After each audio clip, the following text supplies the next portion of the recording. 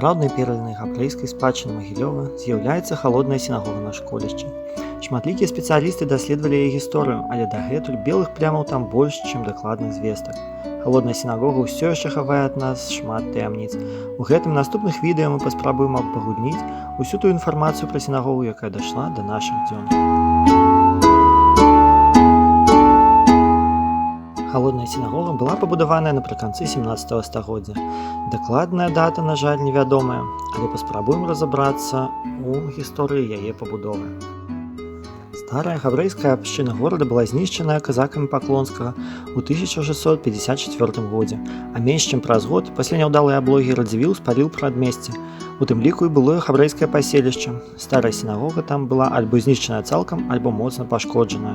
Новая габрэйская суполка ўзнікла ў Магілёве толькі ў 1661 годзе пасля вяртання горада ў Рэч Паспалітую. Ужо ў дакументах 1664 узгадваецца і сама суполка, і сінагога. Прывілей Яна Казіміра ад 18 красавіка 1664 года дае габрэям права прадаваць сваё мяса, як сказана, толькі на сваім звычайным месцы у сваім старым раёне каля школы сваёй.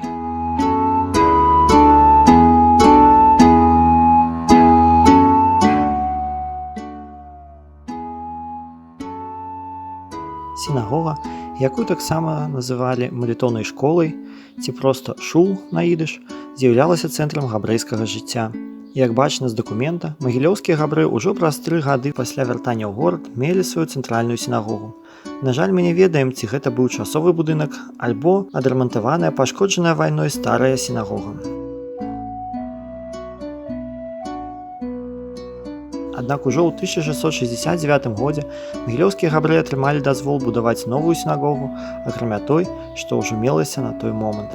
У гарадскім інвентары 1672 года узгадваецца прывілей новага караля Міхала Карыбута ад 20 лістапада 69 года, у якім, акрамя іншых, магілёўскія габрэі атрымліваюць права на тое месца, дзе з даўніх часоў іх бажніца стаіць, і таксама на будоўлю іншай на будучыню.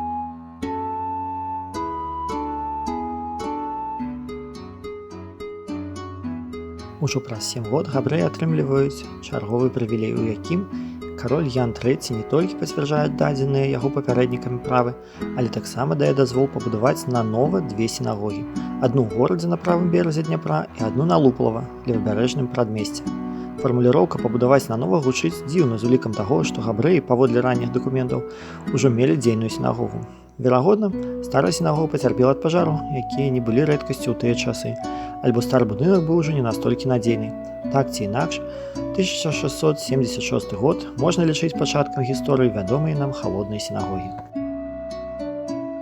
Амаль дакладны год завяршэння будоўлі новай сінагогі мы ведаем дзякуючы жудаснаму выпадку, а менавіта крываваму навету на габрэйскую абшчыну Магілёва. Дакумент судовай справы ад 6 траўня 1692 года, які захаваўся да нашых дзён, узгадвае сярод абвінавачаных таксама і равіна абодвух школ габрэйскіх у Магілёве, старай і новаўзведзенай. Атрымліваецца, на той час магілёўскія габрэі карысталіся адначасова 2 сінагогамі: старай, якая неўзабаве будзе зачыненая, і новай, нядаўна пабудаванай. Цяпер абагульнім гэтую інфармацыю, якая адкрывае нам наступную карціну падзей. Пасля вяртання ў горад у 1661 годзе габрэі карысталіся рэшткамі старай сінагогі альбо нейкім часовым будынкам. У 76 годзе яны атрымліваюць дазвол на ўзвядзенне новага будынку, які быў завершаны да 1692 года. З таго, што ва ўсіх наступных дакументах з канца 17 і да канца 18 стагоддзя ў горадзе ўзгадваецца толькі адна сінагога, вынікае, што старая сінагога была зачыненая, і далей існавала толькі новая, вядомая нам халодная сінагога.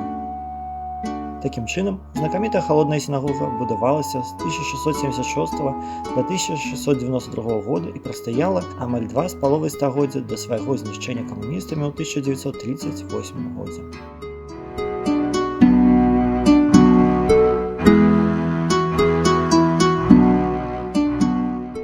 Сінагога стаяла на правым беразе Дняпра ў гарадскім прадмесці, якое і атрымала ад яе назву школішча.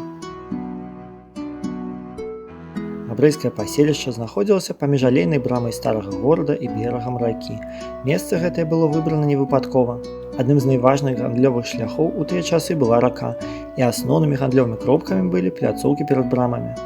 Менавіта ў цэнтры гэтага паселішча і была пабудаваная халодная сінагога.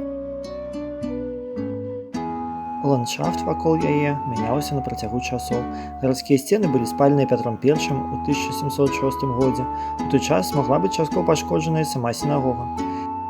Сцены не сталі аднаўляць, а з цягам часу страціў свой абарончы сэнс і гарадскі вал. На пачатку 19 стагоддзя была разабрана алейная брама, потым нівеліравалі валы, і з горада да Дняпра быў пракладзены новы спуск. Габрэі з цягам часу рассяліліся па суседнім прадмесцям, пабудавалі новыя драўляныя мураваныя сінагогі. Але халодная сінагога працягвала стаяць як сведка гісторыі і тых падзей, што адбываліся з горадам і краінай. У наш час месца, дзе стаяла халодная сінагога, застаецца пустым. Гэта пляцоўка ў глыбіні ад вуліцы Вялікай Грамадзянскай, што дае шанс на яе аднаўленне, калі нават не дзеля прамога выкарыстання, то хаця б у якасці помніка 4 сотняў год габрэйскай суполцы Магілёва. У наступным выпуску мы паспрабуем разабраць знешні выгляд і ўнутраную планіроўку сінагогі і тое, як яны мяняліся з цягам часу.